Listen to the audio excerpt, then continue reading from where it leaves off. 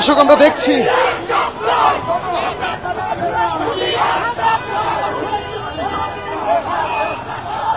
আমরা দেখছি ইতিমধ্যে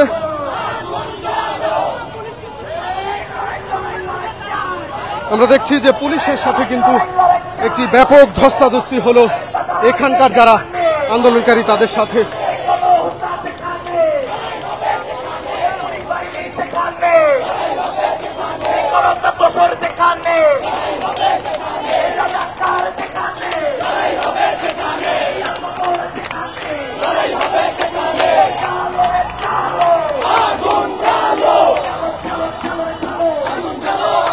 দর্শক একটু আগে আমরা দেখলাম যে পুলিশের সাথে কিন্তু একটি ধস্তাধস্তি হয়ে গিয়েছে, অর্থাৎ পুলিশের সাথে কিন্তু একটি ব্যাপক ধস্তাধস্তি হয়েছে এখানকার যারা আন্দোলনকারী যারা রয়েছে তাদের সাথে। পুলিশ যেমনটি আমরা লক্ষ্য করেছি যে পুলিশ সদস্য যারা রয়েছে তারা কিন্তু আন্দোলনকারীদের শাহবাগে ঢুকতে কিন্তু বাধা দিচ্ছিল। পরবর্তীতে আন্দোলনকারী যারা রয়েছে তারা কিন্তু পুলিশের সেই বাধা উপেক্ষা করে তারা কিন্তু একেবারে শাহবাগের ভিতরে প্রবেশ করে কিন্তু ইতিমধ্যে তারা কিন্তু শাহবাগ ঘুরে আবারও তারা কিন্তু ইতিমধ্যে ঢাকা বিশ্ববিদ্যালয়ের যেই রাজু ভাস্কর যে সড়কটি রয়েছে সেই সড়কের দিকে ইতিমধ্যে এগিয়ে যাচ্ছে।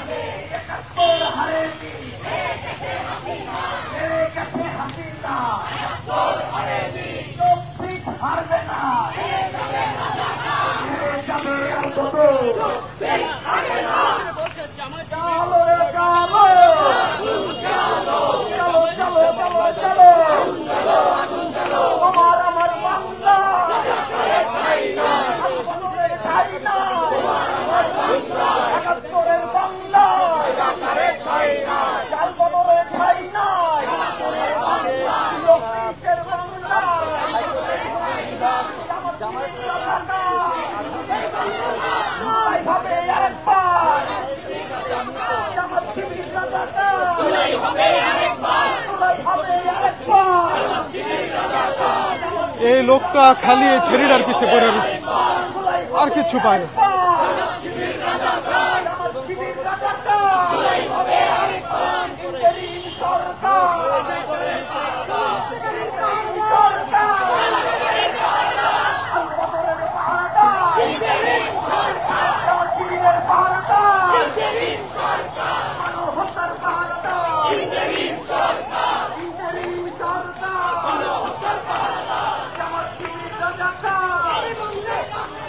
এতক্ষণে আইয়া করতেছে।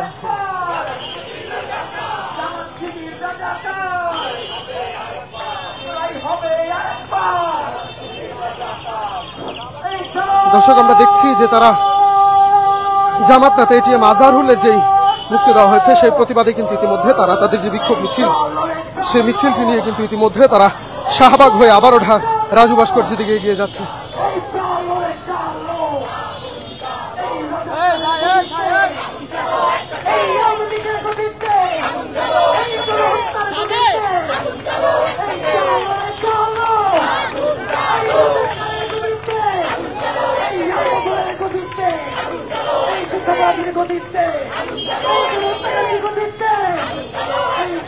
রক্তের গতিতে এই তীর্থ রক্ত, এই তীর্থ রক্ত, এই রক্তের বন্যায় এই রাজাকার আজাহার, এই বাংলাদেশের গাদ্দার, এই হাসিনার আজাহার, এই আওয়ামী লীগের রাজাকার, এই বাংলার গাদ্দার, এই আওয়ামী লীগের রাজাকার, এই বাংলার গাদ্দার, এই হাসিনার আজাহার, এই হাসিনার আজাহার, এই বাংলাদেশ সংস্কার, এই সংস্কারের পাহারাদার, এই হিন্দের সংস্কার, এই রামনাথের পাহারাদার, এই হিন্দের সংস্কার, এই হিন্দের সংস্কার, এই রাজাকারের পাহারাদার, এই রামনাথের পাহারাদার, হিন্দের সংস্কার, এই রাজাকারের পাহারাদার, এই রামনাথের পাহারাদার, খুব খাইতে ভাই। দর্শক, আমরা এই মুহূর্তে দেখানোর চেষ্টা করছি আপনাদের যে জামাত নেতা এটিএম আজহারুলকে যে মুক্তি দেওয়া হয়েছে তার প্রতিবাদে ঢাকা বিশ্ববিদ্যালয়ের শিক্ষার্থীদের একটি পক্ষ কিন্তু ইতিমধ্যে ঢাকা বিশ্ববিদ্যালয়ের মধুর ক্যান্টিন থেকে তারা একটি বিক্ষোভ মিছিল বের করে। সেই মিছিলটি ঢাকা বিশ্ববিদ্যালয়ের বিভিন্ন গুরুত্বপূর্ণ সড়ক প্রদক্ষিণ শেষে কিন্তু পরবর্তীতে শাহবাগে যায়। আমরা যেমনটি দেখেছি যে শাহবাগে গিয়ে কিন্তু পুলিশের সাথে একটি সাময়িক ধস্তাধস্তি হয় তাদের মধ্যে। পরবর্তীতে পুলিশের সে বাধা উপেক্ষা করে কিন্তু তারা শাহবাগ ঘুরে আবারও ইতিমধ্যে রাজু ভাস্কর্যে এসে তারা তাদের যেই আন্দোলন সেই আন্দোলন কিন্তু চালিয়ে যাচ্ছে। দর্শক, কে কোথা থেকে দেখছেন চাইলে কমেন্টের মাধ্যমে জানাতে পারেন, শেয়ার করে দিতে পারেন অন্যকে দেখানোর জন্য।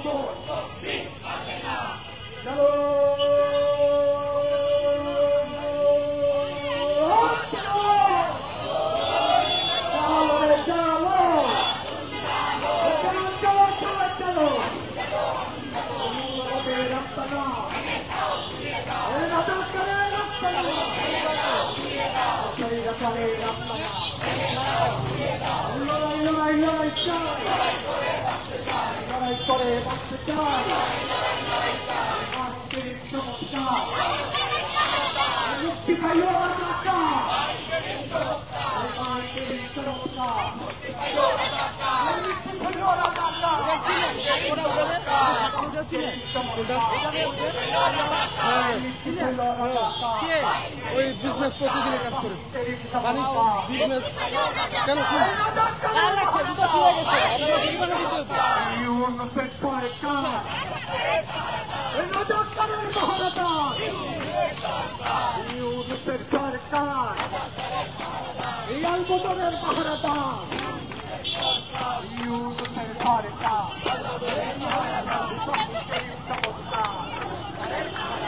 মুক্তি পাইল রাজাকার, লড়াই লড়াই লড়াই চাই, লড়াই করে বাঁচতে চাই, লড়াই লড়াই লড়াই চাই, লড়াই করে বাঁচতে চাই। ভাই উপরে উপরে উঠে যান, ভাই উপরে উঠে যান। আমাদের সংগ্রাম চলবে চলবে, আমাদের সংগ্রাম চলতে চলবে।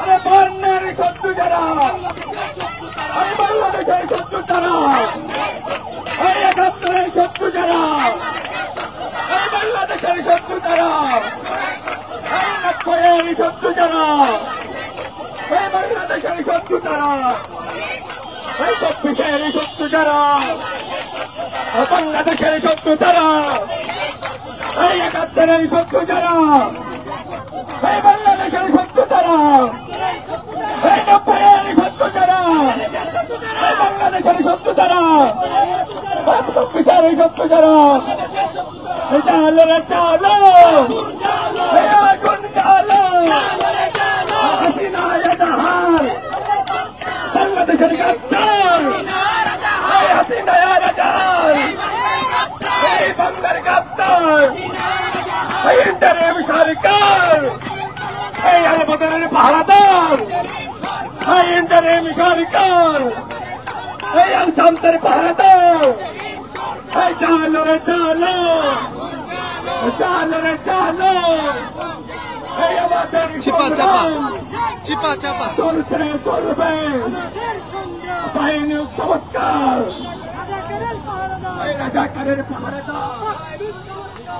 সাইডে সংগ্রামী বন্ধুগণ, আমরা আজকে জুলাই অভ্যুত্থানের 10 মাস পরে দেখতে পেলাম যে 71-এর ভাই, সাইডে দাঁড়ান ভাই। দায়ে যে গণহত্যার অপরাধে সাজাপ্রাপ্ত এবং আন্তর্জাতিক অপরাধ ট্রাইব্যুনালে মৃত্যুদণ্ডের আদেশপ্রাপ্ত একজন আলবদরের কমান্ডার আজাহারুল এটিএম আজাহারুলকে আমরা দেখলাম যে ইন্টারিম গভর্নমেন্ট তাকে বেকসুর খালাস করলো। তিনি নাকি মুক্তিযুদ্ধের সময় আলবদর বাহিনীর কমান্ডার হয়ে উনি নাকি বাংলাদেশের পক্ষেই কাজ করেছেন। আজকে আমরা 54 বছর পরে আজকে আমাদের কাছে যে এই গল্প শোনানো হচ্ছে, সেই গল্পের জন্য আজকে আমরা ইন্টারিম সরকারকে ধিক্কার জানাই। সংগ্রামী বন্ধুগণ, এই বাংলাদেশের জন্ম হাজারো জনতার রক্তের উপর দাঁড়িয়ে, লাখো জনতার রক্তের উপর দাঁড়িয়ে। 71-এ যেমন লাখো জনতা এই দেশের জন্য প্রাণ দিয়েছে, পাকিস্তানি হানাদার বাহিনী থেকে উৎখাত করে স্বাধীন বাংলাদেশ নির্মাণ করেছে। এরপরে আমরা দেখেছি 90-এ গণঅভ্যুত্থানের মাধ্যমে স্বৈরাচার সরকারের পতন ঘটানো হয়েছে। এরপরে 24 সালের ফ্যাসিবাদী হাসিনা সরকারের উৎখাতে